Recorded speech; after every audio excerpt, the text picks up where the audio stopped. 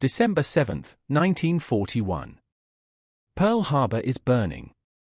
Battleships are sinking. Thousands are dead. The pride of the American Navy, the mighty battleship fleet, has been crippled in a single morning. And in the chaos and smoke, a strange irony emerges. The weapons the U.S. Navy had dismissed as underhanded and cowardly for decades would become America's most devastating tool in the Pacific War. Submarines. For years, American naval officers looked down on them. They weren't honorable. They didn't fight fair. Real naval power came from massive battleships slugging it out in daylight, not sneaking around underwater like cowards. But when the battleships lay at the bottom of Pearl Harbor, those cowards' weapons became America's only option. And what they accomplished was extraordinary. By 1945, American submarines had virtually destroyed Japan's merchant fleet, strangled their economy, and helped win the Pacific War, all while representing less than 2% of the Navy's personnel.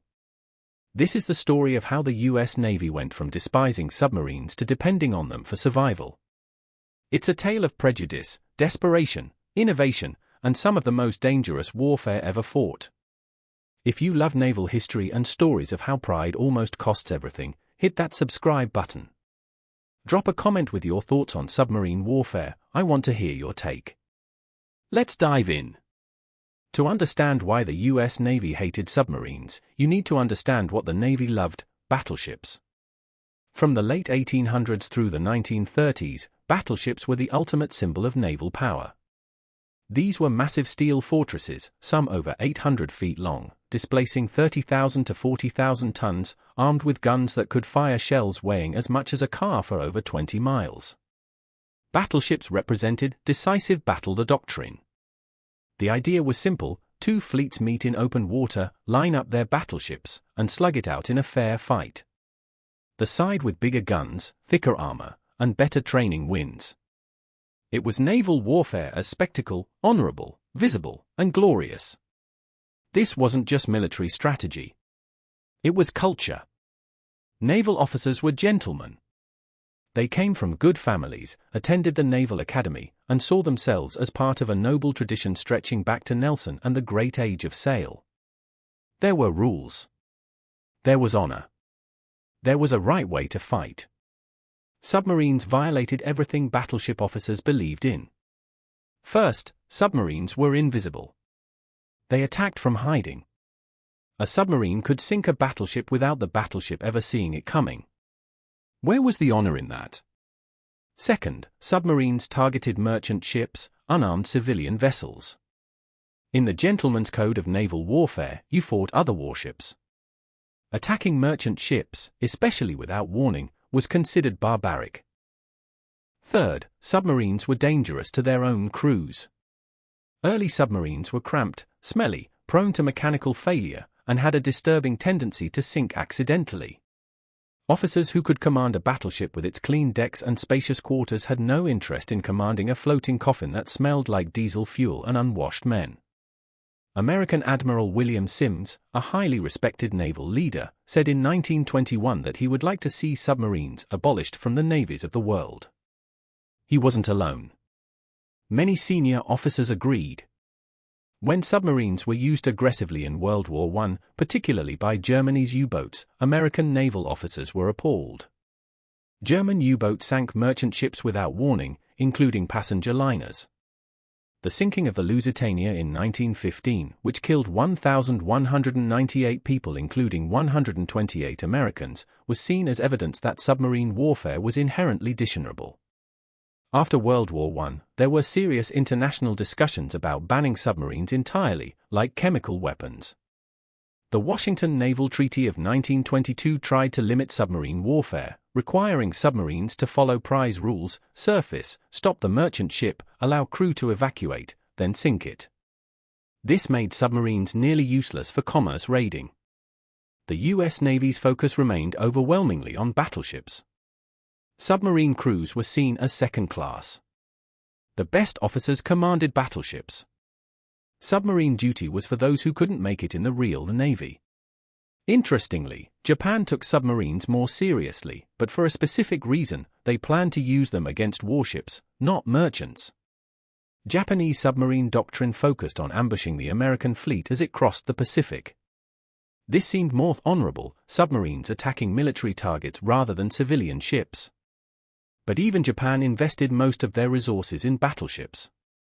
They built the Yamato and Musashi, the largest battleships ever constructed, with 18-inch guns that could theoretically sink any American ship from beyond the range of return fire.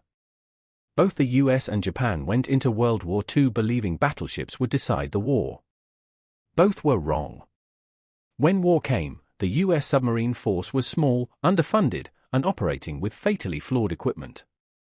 America had about 111 submarines in December 1941, not an insignificant number. But they were scattered across the Atlantic and Pacific. Many were old S-class boats from World War I, barely seaworthy.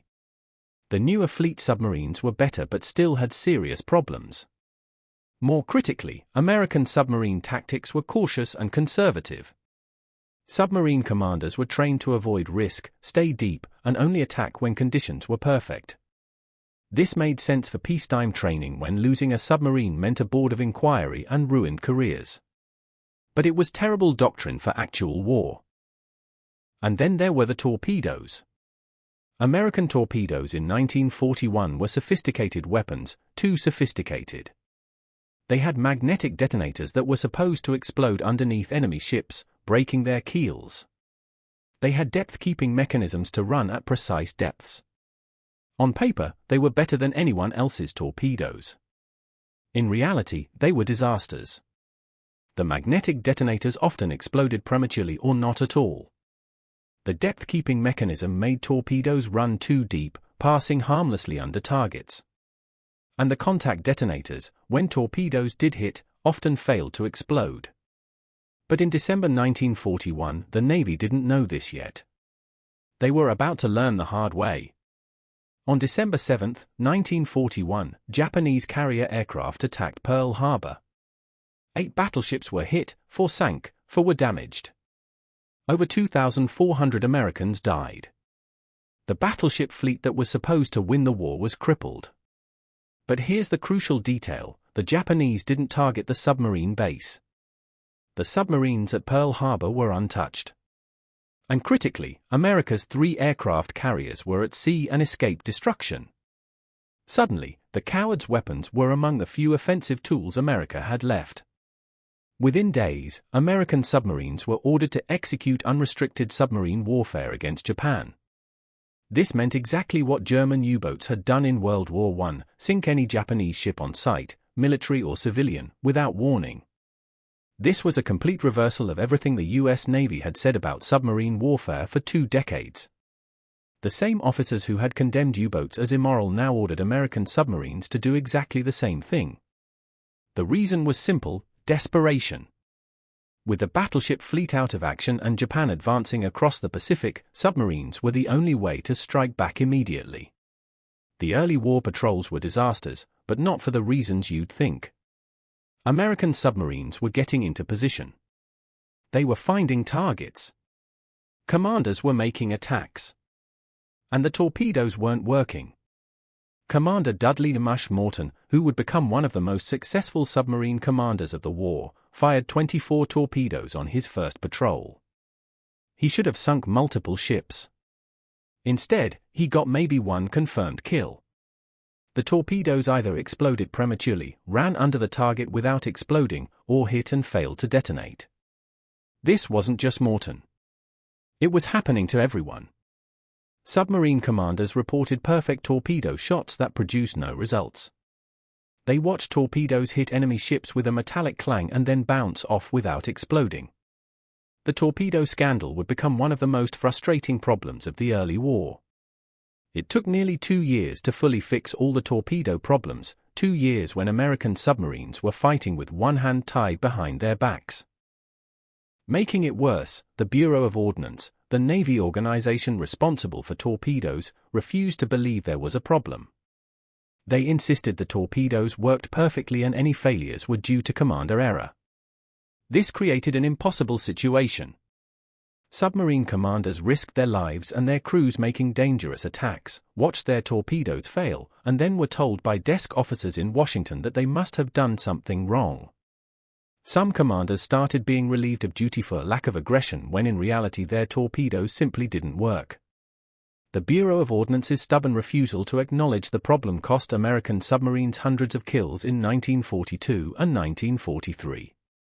It wasn't until submarine commanders conducted their own unauthorized tests, literally shooting torpedoes into cliffs to prove they didn't work, that the Bureau finally admitted there were problems. Despite the torpedo failures, American submarines still managed significant victories in the early war. The submarine USS Growler, commanded by Howard Gilmore, attacked a Japanese convoy and sank a transport carrying hundreds of troops. When damaged by enemy fire, Gilmore gave the famous order "Take her down" while he was still on the bridge. He sacrificed himself to save his crew and submarine. He was posthumously awarded the Medal of Honor. The submarine USS Wahoo, under Dudley and Mush Morton, became legendary for aggressive tactics. Morton stationed himself in the conning tower with the periscope while his executive officer, Dick Kane, actually controlled the submarine from below. This unorthodox arrangement allowed Morton to focus entirely on attack while Kane maneuvered. Wahoo became one of the most successful submarines of 1943. The submarine USS Tang, later commanded by that same Dick Kane, would become the most successful American submarine of the war, sinking 33 ships. But these successes came despite American doctrine, despite faulty torpedoes, despite bureaucratic obstruction. Imagine what submarines could have achieved if everything had worked properly from the start. By 1943, American submarines shifted focus to Japan's economic lifeline, their merchant fleet. Japan is an island nation with almost no natural resources. Everything they needed to wage war, oil, rubber, metals, food, had to be imported from conquered territories across Asia and the Pacific. These supplies traveled on merchant ships, called maru ships in Japanese. Japanese war planners knew this vulnerability but believed they could protect their merchant fleet with naval escorts. They also believed American submarines wouldn't be effective enough to seriously threaten shipping. They were catastrophically wrong. American submarines developed tactics to maximize kills. They operated in wolf packs, groups of submarines coordinating to attack convoys. One submarine would spot a convoy, report its position, and multiple submarines would converge for the attack. They identified key shipping lanes and choke points. The Luzon Strait between Taiwan and the Philippines was particularly deadly. Submarines stationed there could intercept nearly everything moving between Japan and the South Pacific. It became known as Convoy College because so many Japanese ships were sunk there. The East China Sea was another hunting ground. Japanese ships hauling resources from China and Korea had to cross this relatively shallow sea, making them vulnerable to submarines lurking below. Before we go further, let's talk about what it was actually like on these boats. A fleet submarine was about 300 feet long, but most of that space was machinery, torpedoes, and fuel.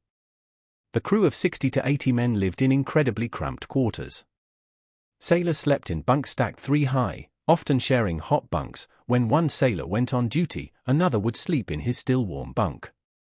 The air was foul, a mix of diesel exhaust, cooking smells, unwashed bodies, and humidity.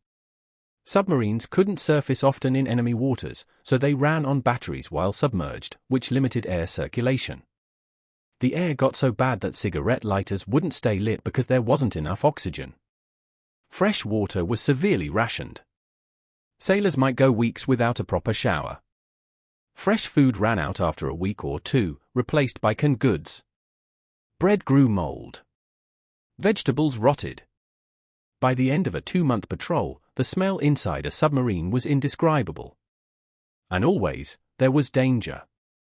Japanese destroyers hunted submarines with depth charges, barrels of explosives dropped into the water set to explode at specific depths.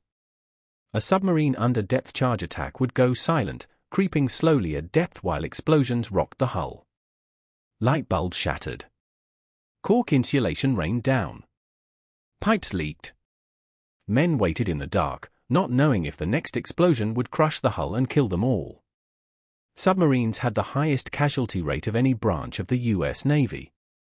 Of the 288 submarines that served in World War II, 52 were lost, a loss rate of 18%. Over 3,500 submariners died, representing 22% of those who served. If you served on submarines, you had about a 1 in 5 chance of dying. By 1944, American submarines were winning what naval historians call the tonnage war, sinking Japanese ships faster than Japan could replace them. In 1942, U.S. submarines sank about 180 Japanese ships. In 1943, they sank over 280 ships. In 1944, they sank over 600 ships. By 1945, there were so few Japanese ships left that submarines had trouble finding targets. The statistics are staggering. American submarines sank 1,314 enemy ships totaling 5.3 million tons. This included 8 aircraft carriers, 1 battleship, and 11 cruisers. More importantly, they sank 201 tankers and over 1,000 cargo ships. To put this in perspective, American submarines represented less than 2% of the U.S. Navy's personnel but were responsible for 55% of all Japanese shipping losses. No other weapon system had that kind of return on investment. The impact on Japan was devastating, especially regarding oil. Japan invaded Southeast Asia primarily to secure oil from the Dutch East Indies, now Indonesia.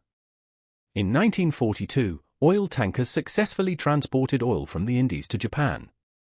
By 1943, submarine attacks were making this dangerous. By 1944, it was nearly impossible. The Japanese Navy, with its powerful battleships and carriers, couldn't operate without fuel. The Yamato, the pride of the Japanese fleet, spent most of the war sitting in port because there wasn't enough fuel for operations. Japanese industry couldn't produce war material without oil. Aircraft production dropped. Tank production stalled. Even training new pilots became difficult because there wasn't fuel for training flights. By late 1944, Japan was strangling economically. Cities were running out of food. Factories were shutting down. The military was rationing fuel desperately. And American submarines kept sinking what few supply ships still dared to sail. Some submarine actions became legendary. The USS Batfish sank 3 Japanese submarines in just 4 days in February 1945, an unprecedented achievement. The USS Barb, commanded by Eugene Fluckey, became famous for aggressive surface attacks using deck guns. In one audacious mission, Fluckey actually sent a landing party ashore in Japan to blow up a train, the only ground combat action on the Japanese home islands until the occupation. The USS Archerfish sank the Japanese carrier Shinano, the largest warship ever sunk by a submarine. The Shinano was a converted super battleship, larger than any carrier in the world, and the Archerfish sent it to the bottom with 6 torpedo hits on its maiden voyage. The USS Harder, commanded by Samuel Dealey, became famous for aggressive attacks on Japanese destroyers, the hunters becoming the hunted. Dealey sank 5 destroyers in one patrol. He was eventually lost when Harder was sunk in 1944, but his aggressive tactics became the model for submarine warfare. Sinking ships wasn't the only job submarines did. They conducted dozens of special missions that most people never heard about. During bombing raids on Japanese-held islands, submarines were positioned offshore as lifeguards to rescue downed pilots. This might sound simple, but it was incredibly dangerous. Submarines had to operate close to enemy shores, surfacing in daylight to pick up pilots while under potential attack. The submarine USS Tang rescued 22 downed pilots during the war. The Tigrone rescued 31. These rescues saved dozens of airmen who would have been captured or drowned. Future President George H.W. Bush was rescued by the submarine USS Finback after his plane was shot down near Chichijima in September 1944. He spent a month aboard the submarine before being transferred back to his carrier. Submarines conducted photo reconnaissance of Japanese-held islands before invasions. They would creep close to shore at night, surfacing to photograph beaches, defenses, and terrain. This intelligence was critical for planning amphibious assaults. Before the invasion of the Philippines, submarines mapped the beaches and identified defensive positions. Before Iwo Jima, submarines provided detailed photographs of the island's fortifications. Submarines transported and inserted commandos for sabotage and intelligence missions. They carried special forces to enemy shores, waited offshore while the missions were conducted, then extracted the teams. The submarine USS Nautilus and Argonaut transported Marine raiders to attack Markin Atoll in 1942, one of the first American offensive operations of the war. The submarine USS Narwhal ran special operations missions throughout the war, inserting agents and resistance fighters into Japanese-occupied Philippines. Submarines supplied guerrilla forces and coast watchers operating behind Japanese lines. In the Philippines, submarines delivered weapons, medicine, and supplies to Filipino resistance fighters and brought out refugees and intelligence personnel. The submarine USS Angler evacuated Philippine President Manuel Quezon and his family from Corregidor in 1942. Multiple submarines conducted evacuation missions for important personnel trapped behind enemy lines. Submarines laid mines in Japanese harbors and shipping lanes. This was tedious, dangerous work that rarely got recognition, but it was effective. Mines laid by submarines sank dozens of Japanese ships and closed harbors to traffic.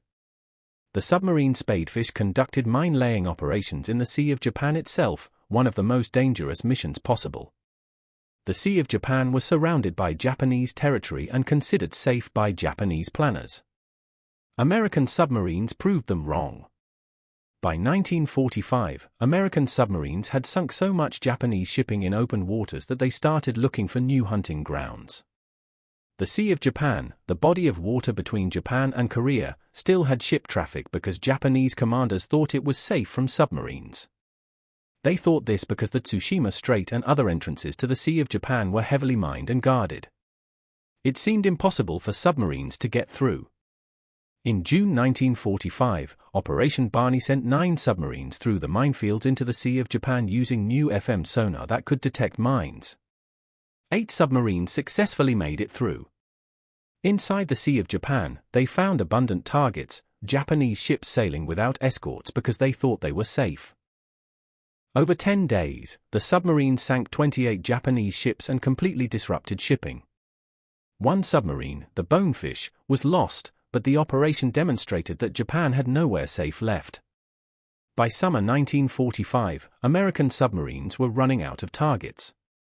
So much of the Japanese merchant fleet was sunk that submarines would patrol for days without seeing a ship. Some submarines started attacking targets on shore, bombarding railroads, factories, and coastal installations with deck guns. The USS Barb's train raid was part of this late-war desperation to find targets.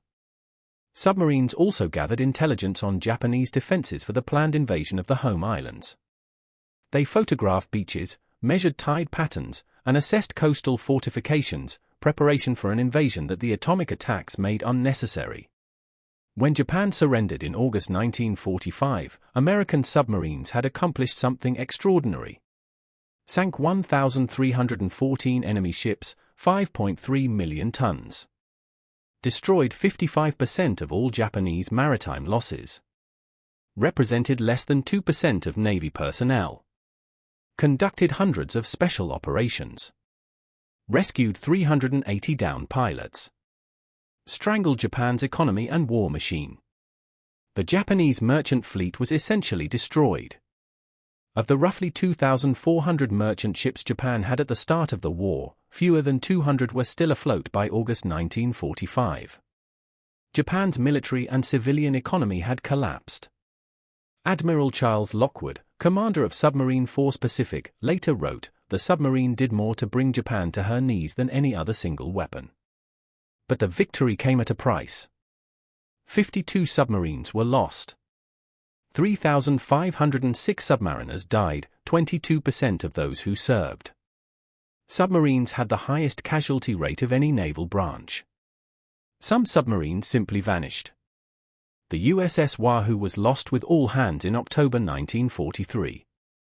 The exact circumstances remained mysterious for decades. The USS Tang was sunk by its own torpedo that malfunctioned and circled back, one of the war's most tragic ironies. Only 9 of Tang's crew survived. Families waited for submarines that never returned. The Navy would list them as overdue and presumed lost, but often the fate of submarines remained unknown until after the war, if ever. By 1945, the U.S. Navy's attitude toward submarines had completely reversed. The weapon they once dismissed as cowardly and underhanded had proven to be the most effective tool in the Pacific War. The cultural transformation was remarkable. Before the war, submarine commanders were looked down upon by battleship officers. After the war, submarine commanders were decorated heroes. The Medal of Honor was awarded to 7 submariners during the war, recognizing their courage and sacrifice. The Navy's strategic thinking changed fundamentally. Pre-war doctrine focused on decisive battleship engagements. Post-war doctrine recognized that commerce raiding, blockade, and economic warfare were as important as fleet actions, maybe more important. Pearl Harbor damaged the battleship myth, but submarines buried it. Several battleships were raised and repaired after Pearl Harbor and served later in the war. But they never fought the decisive fleet action they were designed for. Japanese battleships mostly sat in port for lack of fuel, then were sunk by carrier aircraft or submarines. American battleships were used primarily for shore bombardment and anti-aircraft defense. The one major battleship engagement, the Battle of Surigao Strait in October 1944, was actually the last battleship versus battleship action in history, and it was one-sided. American battleships demolished a Japanese force in a night action, but this was a small side battle in the larger Battle of Leyte Gulf, where carriers were the main weapons. After World War II, the Navy stopped building battleships entirely. The era was over. The future belonged to carriers and submarines. The success of submarine warfare in World War II shaped the Navy's future. Nuclear submarines, developed in the 1950s, were the direct descendants of the fleet boats that fought in the Pacific. The USS Nautilus, the first nuclear submarine, was named after one of the World War II submarines, honoring the tradition. Ballistic missile submarines became America's most important nuclear deterrent during the Cold War. Submarines carrying nuclear missiles prowled the oceans, invisible and nearly invulnerable, ensuring that America could retaliate even if the homeland was destroyed. This second strike capability helped prevent World War III. Attack submarines became the primary tool for tracking Soviet submarines during the Cold War. They conducted intelligence missions, tapped underwater cables, and maintained superiority in undersea warfare. Today's submarine force is still at silent service, conducting missions the public rarely hears about. But everyone in the Navy knows, submarines are essential, not cowardly. The ultimate irony is this: the U.S. Navy condemned unrestricted submarine warfare when Germany did it in World War I. American naval officers called it barbaric and immoral. They tried to get submarines banned internationally. Then, when America needed to strike back after Pearl Harbor, they immediately ordered unrestricted submarine warfare against Japan. They did exactly what they had condemned Germany for doing. American submarines sank over 1,300 Japanese ships, including hundreds of merchant vessels. Thousands of Japanese sailors and merchant mariners died. By the standards the U.S. Navy itself had set in 1918, American submarines in World War II were war criminals. Of course, the context was different. Japan started the war with a surprise attack. Japan committed enormous atrocities across Asia. The submarine campaign against Japanese shipping was a legitimate military strategy to defeat an aggressive enemy. But the double standard is impossible to ignore. The weapon America called cowardly when used against them became the weapon they embraced when they needed to strike back. The submarine story teaches several lessons. First, don't let doctrine and prejudice blind you to effective weapons. The U.S. Navy's bias against submarines cost them years of development and preparation. If they'd taken submarines seriously in the 1930s, they might have entered the war with working torpedoes and better tactics. Second, desperation drives innovation. Once the battleships were gone, the Navy had no choice but to figure out how to use submarines effectively. Faced with defeat, they learned quickly. Third, unconventional weapons and tactics can be decisive. Submarines weren't supposed to be the key to victory. Battleships were. But submarines won the tonnage war while battleships sat idle. Fourth, honor and pragmatism often conflict in war. The gentleman's code of naval warfare was a luxury of peacetime. In total war, nations use every weapon available, regardless of whether it seems honorable. So the US Navy called submarines cowards' weapons and then lived by them, because they had to. When the weapons you thought would win the war were burning at the bottom of Pearl Harbor, you use what works. And what worked was submarines. The silent service, the submariners who volunteered for the most dangerous duty in the Navy, won the tonnage war, strangled Japan's economy, and helped end the Pacific War. The battleship admirals who looked down on submarines had to eat their words. By 1945, submarine commanders were heroes, and the submarine force was recognized as one of the Navy's most effective weapons. Today, submarines are still the silent service, still conducting missions we don't hear about, still crewed by volunteers who know the risks. But nobody calls them cowards anymore. The US Navy learned that lesson the hard way. What do you think? Was the US Navy right to dismiss submarines before the war, or was it prejudice that nearly cost them everything? And was unrestricted submarine warfare justified, or was it the same war crime America condemned in World War I? Drop your thoughts in the comments. If you enjoyed this deep dive into naval history, smash that like button, share it with history enthusiasts, and subscribe for more stories about the weapons, tactics, and people that shaped our world. Thanks for watching. See you in the next one.